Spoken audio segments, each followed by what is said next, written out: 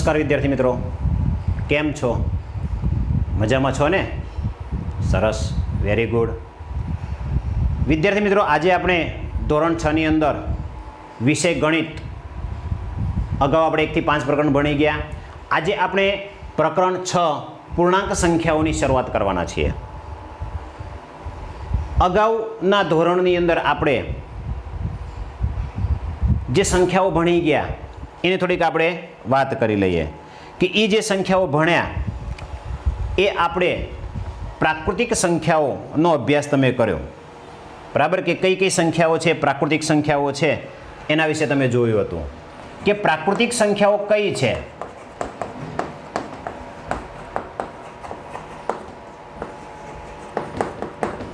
તો પ્રાકૃતિક સંખ્યાની વાત કરવામાં આવે તો આપણે 1 થી શરૂ કરીએ તો 1, 2, 3, 4, 5, 6 થી લઈ અને અનંત સુધીની જે સંખ્યાઓ છે એ સંખ્યાઓને આપણે પ્રાકૃતિક સંખ્યાઓ કહેવામાં આવે છે। હવે આ જે પ્રાકૃતિક સંખ્યાઓ છે એની અંદર જો 0 ઉમેરવામાં આવે એટલે કે 0, 1, 2, 3, 4 થી અનંત સુધી હોય તો આ જે સંખ્યાઓ છે એને પૂર્ણ સંખ્યાઓ કહેવાય છે। તો વિદ્યાર્થી મિત્રો, પૂર્ણ સંખ્યા વિશે અને પ્રાકૃતિક સંખ્યા વિશે એ આપણે અગાઉ ભણી ગયા। આજે આપણે એનાથી વિશેષ આગળ પૂર્ણાંક સંખ્યાઓ વિશે અભ્યાસ કરવાનો છે। તો પહેલાં તો આપણને પ્રાકૃતિક સંખ્યા અને પૂર્ણ સંખ્યા વિશે આપણને ખ્યાલ હોવો જોઈએ કે પ્રાકૃતિક સંખ્યાઓ છે એ 1, 2, 3, 4 એટલે કે 1 થી શરૂ થાય અને 6 સુધી એટલે કે અનંત સુધી, ટૂંકમાં 6 સુધી નહીં, સોરી, અનંત સુધી આપણને મળે છે। જ્યારે આ જે પ્રાકૃતિક સંખ્યાની અંદર જો 0 ઉમેરવામાં આવે એટલે કે 0ને જો ગણતરીમાં લેવામાં આવે તો એ જે સંખ્યાઓ છે એ પૂર્ણ સંખ્યાઓ બને છે। તો આપણને અહીંયા સમજાવવામાં આવ્યું છે કે એક રમત દ્વારા સમજાવ્યું છે કે લાલ પાસો, અહીંયા બે બેનપણી છે અને એ એક રમત રમે છે અને એ બંને બેનપણીનું નામ છે રુચિકા। એકનું નામ છે રુચિકા છે અને બીજાનું નામ છે સલમા। રુચિકા અને સલમા છે બંને બેનપણી છે અને બંને પાસે દફતરની અંદર 2 રંગના પાસા છે, એક લાલ રંગનો પાસો અને એક વાદળી રંગનો પાસો। જો લાલ રંગનો પાસો મળે તો આગળ વધવાનું છે, પાસા ઉપર અંક આપેલા છે અને એ અંક જેટલા પડે એટલા અંક આગળ જવાનું છે। વાદળી જો પાસો હોય તો એ એટલા અંક છે એ પાછળ ખસવાનું છે। તો અહીંયા વિદ્યાર્થી મિત્રો સંખ્યા રેખા છે આપણને આપેલી છે, અહીંયા આપણે જોઈએ કઈ રીતે હોય છે। તો આ 0 થી આપણે 1, 2, 3, 4, 5, 6, 7 એમ કરતાં કરતાં આપણે અનંત સુધી આપણને સંખ્યાઓ મળે, બરાબર ને? કારણ કે ધન સંખ્યાઓ છે એ તો આપણને ખબર છે, ધન સંખ્યાઓ છે એટલે કે પ્રાકૃતિક સંખ્યા અને 0 સાથે લઈએ એટલે પૂર્ણ સંખ્યા। તો 0 સાથેની સંખ્યાઓનો આપણે અભ્યાસ કર્યો છે। હવે જ્યારે એ દફતરમાંથી પાસો કાઢે છે, બરાબર ને, એટલે એમાં એવું કીધું છે કે જો લાલ પાસો આવે, બરાબર, તો 3 અંક આગળ જવાનું છે, બરાબર? તો અહીંયા પાસા ઉપર આપણને અંક આપેલા છે, એ અંક પ્રમાણે આપણે કામ કરવાનું છે। તો શરૂઆત કરે છે ત્યારે રુચિકા લાલ પાસો પ્રાપ્ત કરે છે અને એને ઉછાળે છે। લાલ પાસો પ્રાપ્ત કરે છે રુચિકા અને રુચિકા છે એ લાલ પાસો પ્રાપ્ત કરી અને એને ઉછાળે છે તો 4 અંક આવે છે। તો રુચિકાને સૌથી પહેલાં કેટલા અંક આવ્યા? 4। તો એ શું કરશે? 0 થી 4 અંક ખસે છે એટલે ક્યાં પહોંચશે? 4 ઉપર પહોંચે છે। રુચિકા કેટલા પહોંચી ગઈ? 4 ઉપર। લાલ પાસો હાથમાં આવ્યો એને, પાછો કયો પાસો? લાલ। લાલ પાસો આવે એટલે આપણે આગળ જવાનું છે, તો જેટલા અંક આવે એટલા અંક આગળ ખસી એટલે 4 અંક ઉપર પહોંચી ગઈ, બરાબર ને? હવે વારો આવ્યો સલમાનો। તો સલમાને પણ સૌથી પહેલાં કયો પાસો આવ્યો? લાલ પાસો આવ્યો। કયો પાસો આવ્યો? લાલ। તો પહેલો પાસો એને પણ લાલ મળ્યો, એને ઉછાળ્યો પાસો, તો પાસો ઉછાળ્યો એટલે 3 અંક પ્રાપ્ત થયા। પાસા ઉપર કેટલા આવ્યા? 3। તો હવે શું કરવાનું કયો તો વિદ્યાર્થીઓ? એને લાલ અંક છે તો કઈ જગ્યાએ આગળ ખસવાનું, બરાબર ને? કેટલા અંક? તો 3 અંક. તો 3 અંક છે એ 1, 2 અને 3 અંક છે એ સલમા ખસે છે. તો સલમા છે અહીંયા પહોંચે છે. આ સલમા અને આ છે રુચિકા, બરાબર ને? આ રીતે એ પહેલો દાવ લીધો એમાં એ આટલે પહોંચે છે. ચલો બીજો દાવ લે છે. અહીંયા આપણે બીજો દાવ લઈએ હવે. તો બીજા દાવમાં સૌથી પહેલાં રુચિકાનો વારો આવે છે. રુચિકા છે એ દફતર ખોલે છે અને દફતરમાંથી ગમે તે એક પાસો જોવાનો નથી અને કાઢવાનો છે. તો બીજો પાસો પણ એને લાલ પ્રાપ્ત થયો, બરાબર ને? એને પણ બીજો પાસો કયો પ્રાપ્ત થયો? લાલ. એને ઉછાળ્યો તો એ ઉછાળવાથી એને કેટલા અંક મળે છે? 3 અંક પ્રાપ્ત કરે છે. કેટલા? 3. તો એ અહીંથી 3 અંક ખસશે. 1, 2 અને 3 એટલે સીધા ક્યાં આવશે? 7 ઉપર. તો રુચિકા છે એ બીજા દાવમાં એ 7 ઉપર પહોંચે છે. રુચિકા એને 3 અંક આવ્યા એટલે 3 અંક આગળ ખસવાનું ને, લાલ અંક આવે એટલે આગળ ખસવાનું છે. તો આગળ ખસે છે, બરાબર ને? હવે આપણે આગળ જોઈએ ભાઈ સલમાને શું થાય છે. તો સલમાની પાસે વાદળી પાસો એને દફતરમાંથી કાઢ્યો જોયા વગર. 2 પાસા હતા, દફતરમાંથી જોયા વગર કાઢ્યો, એને વાદળી પાસો આવ્યો. હવે વિદ્યાર્થી મિત્રો વાદળી પાસો આવ્યો અને એને ઉછાળ્યો તો 4 અંક પ્રાપ્ત થયા. હવે મને કહો તો વાદળી અંક આવે તો કઈ બાજુ ખસવાનું? પાછા ખસવાનું છે. જો વાદળી હોય તો આપણે પાછળ જવાનું છે, તો જે જગ્યાએ છે એનાથી પાછા જવાનું, બરાબર ને? તો એટલા ડગલા આપણે પાછા ખસીશું. કેટલા? 4 ડગલા. તો અહીંયા આપણે 4 ડગલા પાછા ખસીએ તો તમે જો આ 1, આ 2, આ 3, પછી 3 ડગલા થયા. અહીંયા પાછળ તો કોઈ અંક આપ્યો નથી. ક્યાં ખસવું? હે, અહીંયા 0 પછી કોઈ અંક છે નથી. તો કઈ જગ્યાએ ખસવું? તો એકે બાજુ ખસી શકતી નથી. તો રુચિકાએ છે અંક દર્શાવી દીધા. અહીંયા પણ અંક દર્શાવી દીધા. 1, 2, 3 અને 4 એટલે સીધો ચોથો આપણે ખસી જઈએ 4 ઉપર એટલે આટલે પાછી આવે છે. તો આ જે સલમા છે એ 4 અંક પાછી આવે છે. તો વિદ્યાર્થી મિત્રો અહીં સમજવા જેવું છે કે આપણે આગળ જઈએ છીએ એટલે અંક છે એ મોટા થતા જાય છે. તમે જુઓ કે 0 પછી 1, 2, 3, 4, 5, બરાબર ને? પાછા આવીએ એમ શું થાય? બરાબર, પાછા આવીએ એમ શું થાય? અંક ઘટે છે, જો નાના થતા જાય છે. તો અહીંયા આપણે શું કરીશું કે પાછા જઈએ છીએ એમ એ અંકો છે એ નાના થતા જાય છે. તો નાના અંકોને દર્શાવવા માટે આપણે કોઈ ચોક્કસ નિશાનીનો ઉપયોગ કરવો પડે છે. તો પાછા ખસીએ છીએ તો એના માટેની ઋણ નિશાનીનો ઉપયોગ કરે છે. ખાસ યાદ રાખજો. કઈ નિશાનીનો ઉપયોગ કરીએ છીએ આપણે?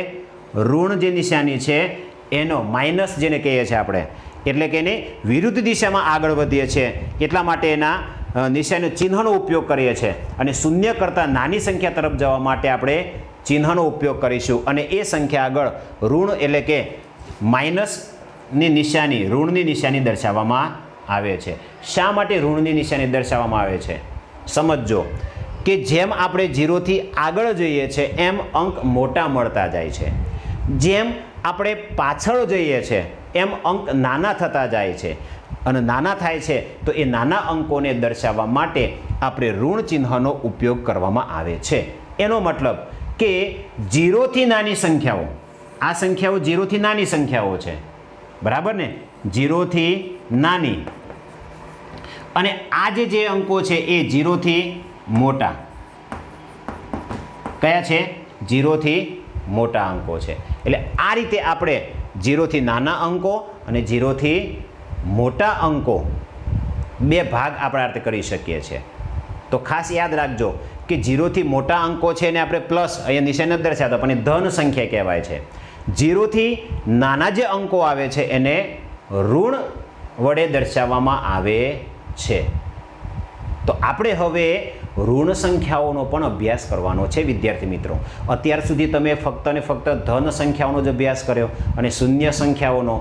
હવે ત્રીજી સંખ્યા આપણે ભણવાની છે જેને ઋણ સંખ્યા તરીકે ઓળખવામાં આવે છે. એટલે કે ઋણ સંખ્યા, શૂન્ય અને ધન સંખ્યા એ બધાને ભેગી કરવામાં આવે, બરાબર? તો આપણને પૂર્ણાંક સંખ્યાઓ કહેવાય એને. તો પૂર્ણાંક સંખ્યાઓ કોને કહેવાય? તો પૂર્ણાંક સંખ્યાઓની અંદર ઋણ સંખ્યાઓ આવે, શૂન્ય આવે છે અને ધન સંખ્યા પણ આવે છે. એટલે આ ત્રણેય સંખ્યાઓ આપણને મળે છે. અને એને આપણે પૂર્ણાંક સંખ્યા કહીશું. તમને કોઈ એમ કહે ભાઈ પૂર્ણાંક સંખ્યા 2 એ પૂર્ણાંક છે, તો હા 2 એ પૂર્ણાંક પણ કહેવાય, બરાબર ને. કોઈ એમ કે -2 એ પૂર્ણાંક છે, તો હા -2 ને આપણે પૂર્ણાંક કહી શકાય છે. એટલે કે એ જે સંખ્યા છે એને આપણે ઋણની નિશાનીનો ઉપયોગ કરે છે, અને ઋણ એ સંકેત સાથેની સંખ્યા શૂન્ય કરતાં નાની અથવા તો ઓછી છે, જેને ઋણ સંખ્યા કહેવામાં આવે છે. તો આ જે સંખ્યાઓ છે આ, બરાબર ને, એને ઋણ સંખ્યા કહેવાય. પછી આ જે સંખ્યા છે એને આપણે ધન સંખ્યા કહીશું, અને આ છે એને શૂન્ય સંખ્યા કહીશું. આ બધી જ સંખ્યાઓ આપણે ખાસ ખ્યાલ રાખવાનો છે કે ઋણ સંખ્યાની આગળ હંમેશા ઋણની નિશાની આવે છે. ધન સંખ્યા છે એને આપણે નિશાની ન દર્શાવતા, ફક્ત ધન તરીકે આપણે સ્વીકાર લે છે. આ શૂન્ય છે માટે એની શૂન્ય સંખ્યા કહેવામાં આવે છે. તો હવે તમને ખ્યાલ આવી ગયો હશે વિદ્યાર્થી મિત્રો કે પૂર્ણાંક સંખ્યાઓમાં કઈ કઈ સંખ્યાઓનો સમાવેશ થાય. એટલે કે -અનંતથી લઈ -3, -2, -1, 0, 1, 2 અને 3 અને અનંત સુધી. એટલે કે ઋણ અનંતથી શરૂ કરી 0 અને ધન અનંત સુધીની સંખ્યાઓ જે છે એ બધી જ પૂર્ણાંક સંખ્યાઓ તરીકે ઓળખવામાં આવે છે. એટલે કે સંખ્યા ઘટે, બરાબર ને, કે પાછળ જાય કે પછી નીચે હોય, બરાબર ને, તો એ ઋણ વડે દર્શાવીશું. ઘટે તો ઋણ વડે દર્શાવીશું. ભાઈ 5 સેન્ટીમીટર ઘટ્યું છે એટલે -5 આપણે લખીએ. વજન 5 કિલોગ્રામ ઘટ્યું તો -5 આપણે લખીએ. એટલે જે ઘટે છે એને ઋણ વડે દર્શાવીશું, કારણ કે ઘટે છે સંખ્યા, નાની થાય છે એટલા માટે. ખોટ જાય, નફો થાય તો પ્લસ કહેવાય, અને ખોટ જાય તો એ માઇનસ કહેવાય. એટલે ઋણ સંખ્યા વડે દર્શાવવી પડે. તો નુકસાન જાય છે, ખોટ જાય છે, એને ઋણ સંખ્યા વડે દર્શાવાય. બીજું કે જમીનની નીચેની જે સપાટી છે, જમીનથી ઉપર, જમીન છે એ 0 લઈ લો, જમીનથી ઉપરની સંખ્યાઓને ધન સંખ્યાઓ આપણે દર્શાવીશું. ઉપરની ઊંચાઈ, જમીનથી નીચે જે ઊંચાઈ છે એને આપણે ઋણ સંખ્યા વડે દર્શાવીશું. તો આ હવે આપણે લેવલે જવાનું છે ધીમે ધીમે કે ભાઈ ધન સંખ્યાઓ અને ઋણ સંખ્યાઓ કેવી રીતે જુદી પડે છે, બરાબર ને. અને બીજું કે અહીં આપણે જે સંખ્યા રેખા જે દોરી છે એવું તમને ફરીથી દોરીને અને ફરીથી તમને સમજાવું કે ઋણ સંખ્યા કઈ રીતે સંખ્યા રેખા પર પણ તમારે દર્શાવવાનું આવશે. તો જ્યારે આપણે પૂર્ણાંક સંખ્યાઓ સંખ્યા રેખા પર દર્શાવવાનો આવે ત્યારે 0 છે એ મધ્યમાં હોય. હવે 0 મધ્યમાં જાય એટલે આ જે બાજુ છે કઈ બાજુ કહેવાય, અને આ બાજુ છે, 2 બાજુઓ થાય. 0 ને અનુલક્ષીને એ બાજુઓ જોવાની છે. તો આ જે બાજુ છે એ જમણી બાજુ, કઈ બાજુ કહીશું આપણે? જમણી બાજુ. અને આ છે 0ની ડાબી બાજુ, બરાબર. તો આપણે કહી શકીએ કે ભાઈ 0ની જમણી બાજુએ સંખ્યા રેખા પર 0ની જમણી બાજુએ ધન સંખ્યાઓ આવે,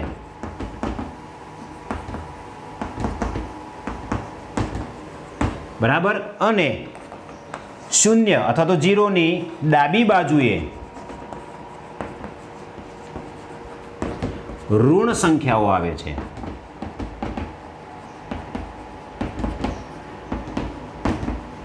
તો 0ની જમણી બાજુ આપણે ધન સંખ્યાઓ લખવાની, 1, 2, 3, 4, 5, 6, બરાબર ને.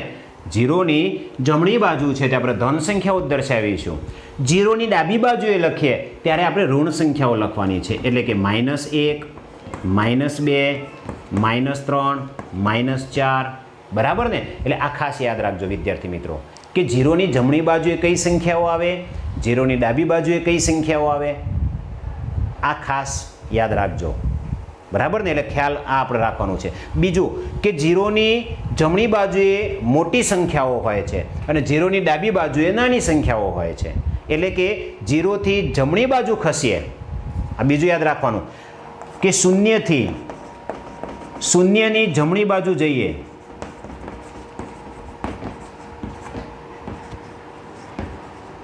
તેમ સંખ્યા મોટી થતી જાય.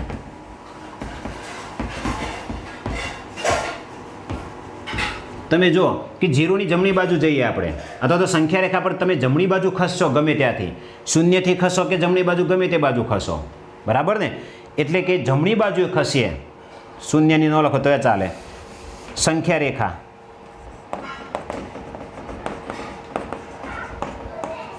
તો સંખ્યા રેખા પર આપણે જમણી બાજુ ખસીશું એમ સંખ્યા મોટી થતી જાય કે -2 કરતાં -1 મોટો, -1 કરતાં 0 મોટો, 0 કરતાં 1 મોટો, 1 કરતાં 2 મોટો, 2 કરતાં 3 મોટો, જમણી બાજુ જાય મોટી સંખ્યાઓ. એ જ રીતે ડાબી બાજુ ખસીએ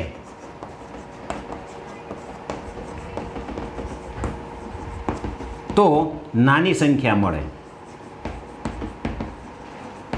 આ પણ યાદ રાખજો કે જેમ આપણે ડાબી બાજુ ખસીએ સંખ્યા રેખા પર 5 થી આપણે આ બાજુ ખસો તો 5 કરતાં 4 નાના, 3 નાના, 2 નાના, 1 નાનો, 0 નાનો, 0 કરતાં -1 નાનો, -1 કરતાં -2 નાનો, -2 કરતાં -3 નાનો.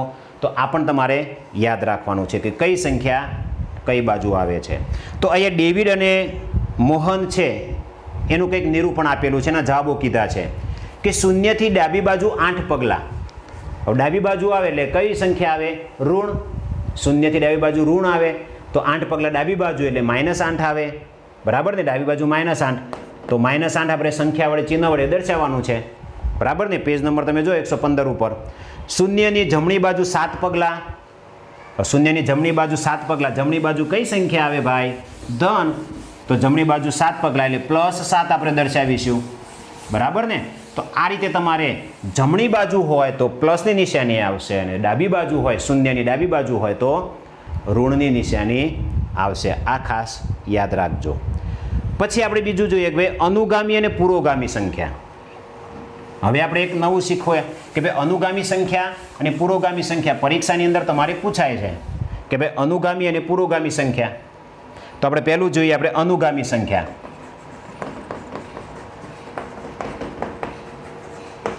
તો અનુગામી સંખ્યા એટલે શું? તો આપણે સંખ્યાની અંદર કોઈ એક અંક ઉમેરવામાં આવે. તમને જે સંખ્યા આપી છે એની અનુગામી સંખ્યા શોધવાનું પૂછે તો એની અંદર એક અંક ઉમેરો, એક ડગલું આગળ ચાલો તો આપણને એની અનુગામી સંખ્યા મળે. બરાબર ને? દાખલા તરીકે કોઈ એમ કે ભાઈ 8ની અનુગામી સંખ્યા, તો 8ની અનુગામી સંખ્યા કઈ થવાની? તો 8 થી આપણે એક ડગલું આગળ જવાનું. તો એક ડગલું આગળ જઈએ તો સંખ્યા રેખા પર એક ડગલું આગળ જો એટલે કઈ મળે? 9. એટલે અનુગામી એટલે એની આગળની સંખ્યા મોટી સંખ્યા લેવાની છે. બરાબર ને? એટલા માટે આપણે એક ઉમેરીએ છીએ. 8 + 1 એક ડગલું ઉમેરવાનું છે એટલે 9 થશે. તો 9 એ એની અનુગામી સંખ્યા મળે. સંખ્યા રેખા પર પણ આપણે દર્શાવી શકીએ. સંખ્યા રેખા તમે જુઓ તો આપણે ડગલાને રીતે જોવું હોય તો જોઈ શકાય. 0 1 2 3 4 5 6 7 8. એ જ રીતે -1 -2 -3 -4 -5 -6. કોઈ એમ પૂછે કે ભાઈ -5ની અનુગામી સંખ્યા, તો વિદ્યાર્થીઓ મગજની અંદર આ સંખ્યા રેખા ફિટ કરી દેવાની છે કે 0 મધ્યમાં આવશે, માઇનસ સંખ્યા છે ડાબી બાજુએ આવશે, ધન સંખ્યા છે જમણી બાજુ આવે, મગજમાં ફિટ કરી દેવાનું. અને આપણે -5ની અનુગામી એટલે -5માં એક ડગલું આગળ જવાનું છે. આગળ એટલે જમણી બાજુ ખસવાનું છે. બરાબર ને? તો આપણે -5ની એક ડગલું આગળ ખસીએ. બરાબર ને? એક ડગલું આપણે ક્યાં ખસવાનું છે? આગળની બાજુ. એટલે કેટલા આવશે? -4. તો એની સંખ્યા -4 થશે. તમને એમ થાય કે સાહેબ આમાં તો -5 કરતાં -4 નાની છે. એમ નથી ભાઈ, -5 કરતાં -4 છે એ મોટા કહેવાશે. કારણ કે જેમ આ બાજુ જઈએ ડાબી બાજુ જઈએ એમ નાની સંખ્યાઓ મળતી જાય. -1 કરતાં -2 નાના છે, -2 કરતાં -3 નાના છે, -3 કરતાં -4 નાના છે અને -4 કરતાં -5 નાના. એટલે કે -5 કરતાં -4 મોટી થાય. એટલે -5 છે એમાં એક ઉમેરવામાં આવે એટલે આપણને -4 મળે. એક ડગલું આપણે આગળ ખસવાનું છે. એટલે અનુગામી સંખ્યા એટલે કે આપણે એક ઉમેરો કોઈ પણ સંખ્યામાં એટલે એની અનુગામી સંખ્યા મળે. ઋણ સંખ્યામાં એનાથી વિરુદ્ધ છે. એમાં એક ઉમેરો એટલે આપણે એનાથી કઈ બાજુ? જમણી બાજુ જવાનું છે. કોઈ એમ પૂછે કે -10ની અનુગામી, તો વિદ્યાર્થી મિત્રો અહીંયા વિચારવાનું કે -10ની અનુગામી કીધી છે તો સંખ્યા રેખા પર જો તો -10 પહેલાં કઈ સંખ્યા આવે? -9. તો આ રીતે અનુગામી થશે. એ જ રીતે પુરોગામી સંખ્યા. તો અહીંયા વિદ્યાર્થી મિત્રો કોઠો તમને આપેલો છે. એ કોઠામાં તમારે લખવાનું છે 10. 10ની અનુગામી સંખ્યા તો એક ડગલું આગળ વધો તો કેટલા થાય? સરસ, 11 થાય. પછી 8ની અનુગામી તો 8થી એક ડગલું આગળ આપણે સંખ્યા રેખા પર જો વિચારો, સંખ્યા રેખાથી એક આગળ આમ જાઓ એટલે 8 પછી કઈ આવે? 9 આગળની સંખ્યા. બરાબર. તો 8ની અનુગામી સંખ્યા 9 થશે. બરાબર ને? જમણી બાજુ એક ડગલું આગળ જવાનું છે, આપણે જમણી બાજુએ ખસવાનું છે. ટૂંકમાં -5થી જમણી બાજુ એક અંક ખસો આપણે, એક ડગલું. તો -5થી એક ડગલું ખસીએ તો -5ની અનુગામી -4 અનુગામી એટલે એને આગળની સંખ્યા. બરાબર. એ જ રીતે -3ની અનુગામી તો -3, અહીંયા -3 છે તો એક ડગલું આગળ ખસો, આ બાજુ જઈએ એમાં આગળ ખસવાનું છે તો એક ડગલું આગળ ખસી એટલે કયા મળે? -2 મળે છે. તો -2 એની અનુગામી સંખ્યા થશે. બરાબર. પછી 0ની અનુગામી તો 0 છે તો 0થી આગળની બાજુ જવાનું એક, તો આગળ ખસીએ તો કઈ મળશે આપણને? એક ડગલું આગળ ખસો જમણી બાજુ એટલે આપણને 1 મળે છે. તો આ 0ની અનુગામી 1 થશે. તો આ રીતે આપણે અનુગામી સંખ્યા છે એ નક્કી કરી શકાય છે. તો એ જ રીતે હવે આપણે પુરોગામી સંખ્યા, પરીક્ષાની અંદર અનુગામી અને પુરોગામી એક ગુણની અંદર તમારે પરીક્ષામાં પૂછાતું હોય છે કે ભાઈ આની અનુગામી સંખ્યા કઈ અને પુરોગામી સંખ્યા કઈ. તો આપણે પુરોગામી સંખ્યામાં આપણે એક ડગલું ડાબી બાજુએ ખસવાનું છે. કઈ બાજુ ખસવાનો? ડાબી બાજુએ. તો એક ડગલું આપણે ડાબી બાજુ ખસીએ ત્યારે આપણને જે સંખ્યા આપી છે એની અનુગામી સંખ્યા મળે. દાખલા તરીકે કોઈ એમ કે ભાઈ 4ની પુરોગામી સંખ્યા, 4ની પુરોગામી સંખ્યા.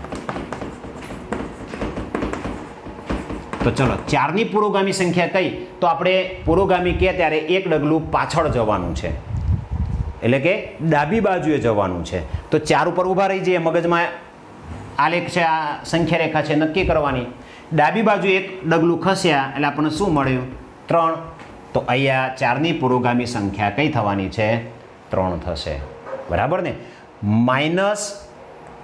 -3ની પુરોગામી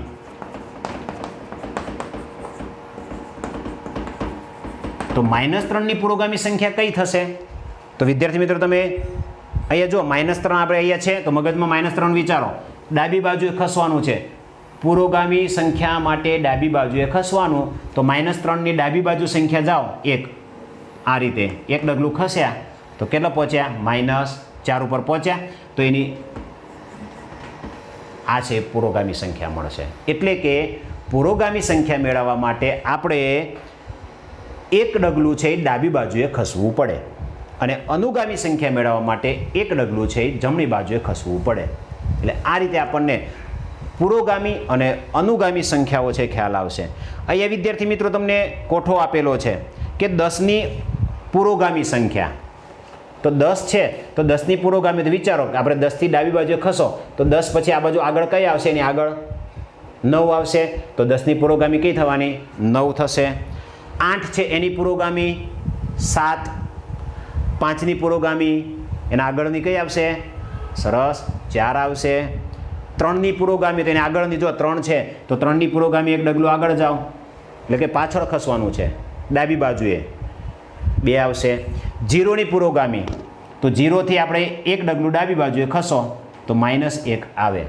બરાબર ને? એટલે 0ની પુરોગામી -1 થાય. તો વિદ્યાર્થી મિત્રો આપણે યાદ રાખવાનું છે કે જમણી બાજુએ સંખ્યા રેખા પર 0ની જમણી બાજુએ ધન સંખ્યાઓ છે, એટલે કે એક ડગલું આગળ વધતા ધન સંખ્યાઓ મળે છે. 0ની ડાબી બાજુએ એટલે ડાબી બાજુએ ખસીએ ત્યારે ઋણ સંખ્યાઓ, 0ની ડાબી બાજુએ ઋણ સંખ્યાઓ મૂકવામાં આવે છે અને એક ડગલું પાછળ ખસવાથી આપણને એની પુરોગામી સંખ્યા મળે છે અને એક ડગલું જમણી બાજુએ ખસવાથી એની અનુગામી સંખ્યા મળે છે. તો આજે આપણે આ પૂર્ણાંક સંખ્યાઓ કોને કહેવાય અને એને કેવી રીતે દર્શાવવામાં આવે છે, એની અનુગામી અને પુરોગામી સંખ્યા કઈ, જે પરીક્ષાની અંદર એક ગુણની અંદર તમારે પૂછાતું હોય છે. તો આ ખાસ આપણે જોવાનું છે કે અનુગામી અને પુરોગામી. તો પૂર્ણાંક સંખ્યાઓમાં હવે આપણને ખ્યાલ આવી ગયો કે પૂર્ણાંક સંખ્યાઓમાં કઈ કઈ સંખ્યાઓ આવે. તો પૂર્ણાંક સંખ્યાઓની અંદર આપણને -અનંતથી શરૂ કરી 5 -4 -3 -2 -1 0 1 2 3 4 5 એમ અનંત સુધી. એટલે કે ઋણ સંખ્યા, આને ઋણ સંખ્યા કહીશું હવે આપણે. આગળ ઋણની નિશાની છે માટે એને ઋણ સંખ્યા કહેવાય. પછી અહીંયા 0 છે એટલે કે શૂન્ય સંખ્યા, એની અંદર શૂન્ય સંખ્યા પણ આવે. અને આ જ સંખ્યાઓ ધન છે માટે એને ધન સંખ્યા પણ કહેવાય. તો આ રીતે આપણે ધન સંખ્યા છે એ આપણે સંખ્યાઓ દર્શાવી શકીએ છીએ. એટલે કે પૂર્ણાંક સંખ્યાઓની અંદર ઋણ, 0 અને ધન સંખ્યાઓનો સમાવેશ થાય છે. બરાબર ને? તો ખ્યાલ આવી ગયો હશે તમને બધાને કે અનુગામી, પુરોગામી અને પૂર્ણાંક સંખ્યાઓ. બીજું આપણે પછીના લેક્ચરમાં જોઈશું. Thank you.